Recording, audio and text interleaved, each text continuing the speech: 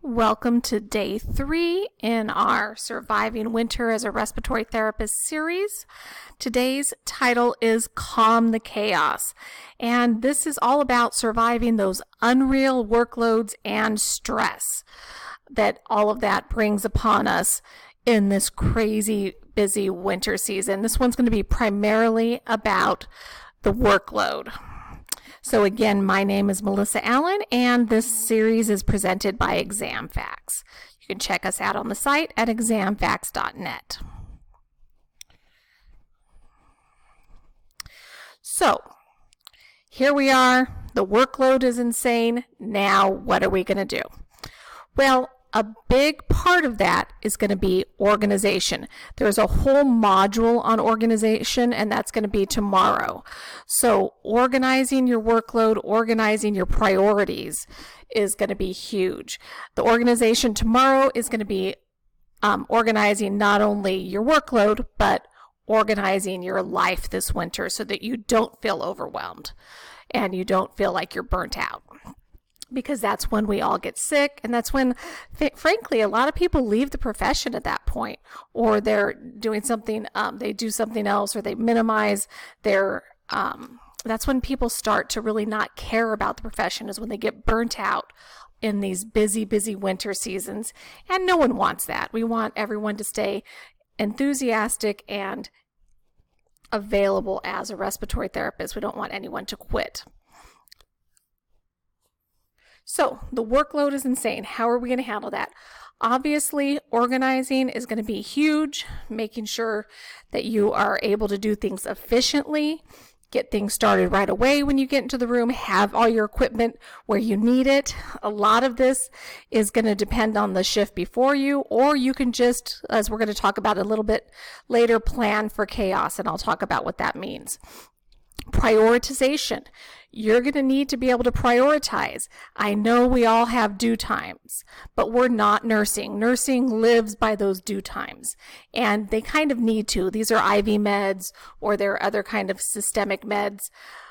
Our due times are suggestions. We know that. We need to get to the priority patients, and if we organize correctly, it can save our day or our night. So that's really important that you prioritize the patients that are most likely going to crash, that are most likely going to have issues, and then just see everybody else afterwards. And cooperation. This is going to be with all disciplines, but especially amongst the therapists on your shift any given night. You really need to know, if you are a new grad, if this is your first winter, you need to know who you can count on, who is going to be really helpful, and you need to let them know that you need help. So that's really important. And those of us that have been in the field for a while, we need to have a heart when it comes to these guys, with these new grads, these new RTs, and not leave them hanging out to dry. We need to really make sure that the patients are safe and that we're supporting these new therapists in the field. Okay, react appropriately.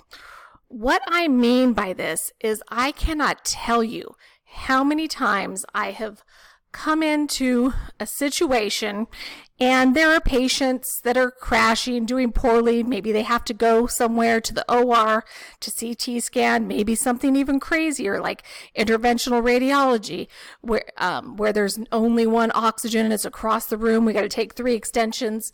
Whatever it is, we need to get our reactions under control.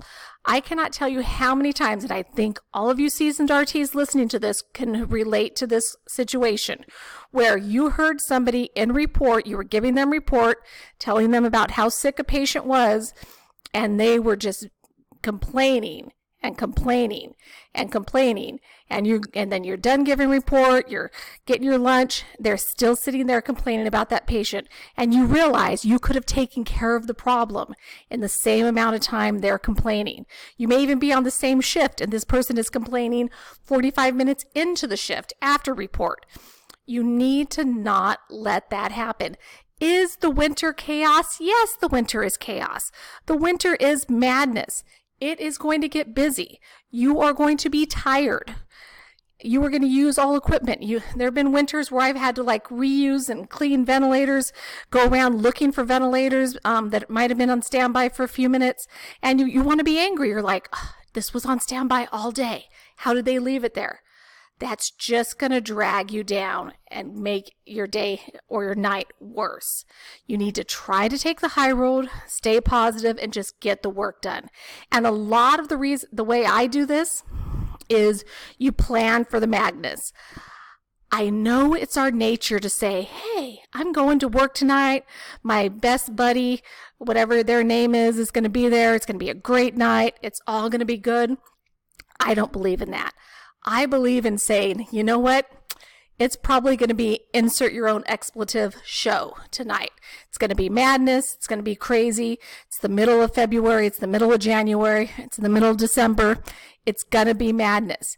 If you plan for the madness, you're not disappointed when it's crazy.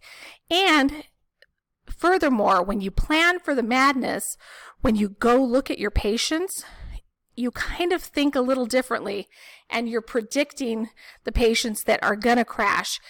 You're not going around like a robot just doing vent checks, just checking if there's water in your ventilator heaters. You're not just going around crossing things off. You're saying, what kind of madness could happen tonight?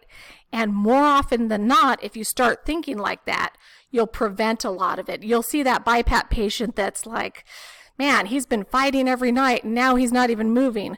I bet the CO2 is 90 now. Go ahead and do a gas early and you don't have that crash intubation at 2 a.m.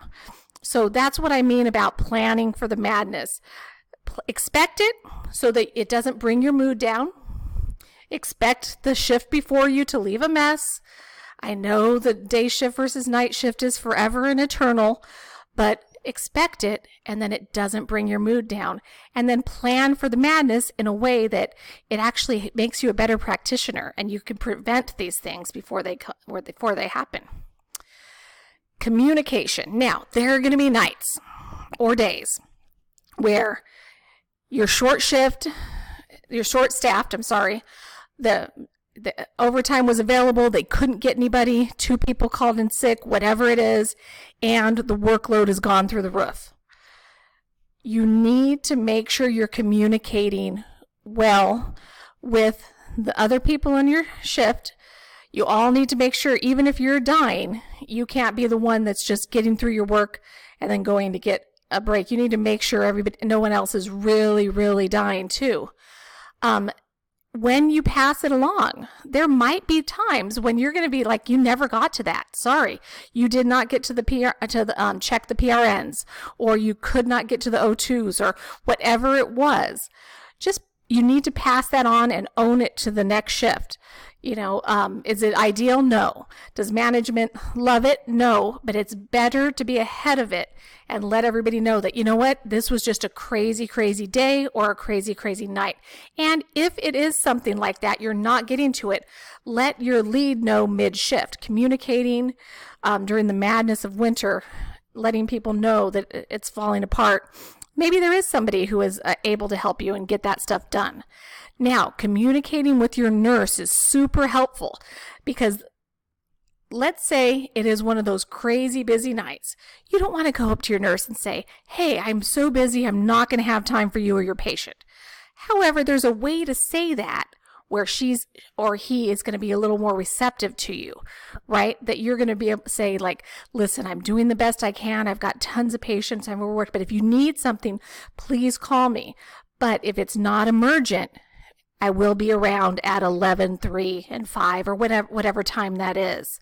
So if you have that communication early, you can maybe prevent those interruptions and have your day stay more organized, or your night stay more organized. With physicians, here, it depends on your day or your night shift.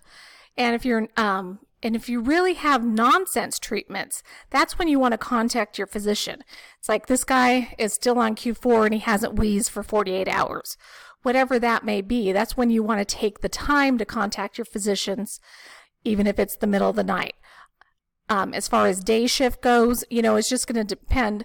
You might just want to let them know what's going on with staffing, and it's not a great time if they want to do some crazy bedside long procedure that maybe you don't have time to do that, or that you need to have at least an hour leeway before you can do that. I've had these doctors that just always want to do something crazy and they think they can do it in 5 minutes. And sometimes it's best to just let them know, nope, sorry, I can do 1 p.m. or 3 p.m. Choose, especially if it's not something emergent. So overall, is the winter going to be brutal? Yes. If you are a new grad and this is your first winter, yes, it is going to be like an episode of Game of Thrones. It is going to be madness. Bad things are going to happen. You're going to have 5 codes at once. You are going to have all sorts of crazy things. But that's just the way it is. That's why we enjoy the summer. So stay positive. Don't get drugged down in gossip, in negativity, because that's just going to make you have a worse night or a worse day. And know this about the workload when you're planning how much overtime to do.